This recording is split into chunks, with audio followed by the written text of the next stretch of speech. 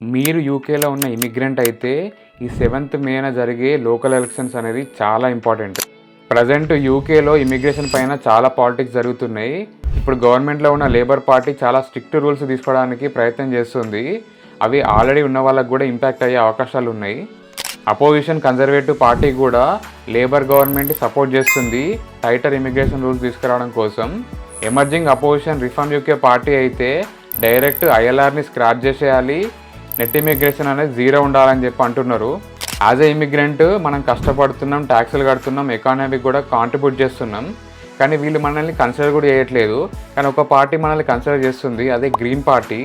నేనేం చెప్పదలుచుకున్నా అంటే ఏ పార్టీ అయితే మన ఇమిగ్రెంట్స్ కూడా కన్సిడర్ చేస్తుందో సో అలాంటి పార్టీకే ఓటేయండి. అండ్ ఇండివిజువల్లీ క్యాండిడేట్స్ ఎవరైనా మంచిగా ఉంటే ఏ పార్టీ అయినా ఓటేయచ్చు. కానీ ఖచ్చితంగా 7th మే రోజు ఓటేయండి. ఓటింగ్ అనేది మన రైట్ మాత్రమే కాదు, మన రెస్పాన్సిబిలిటీ.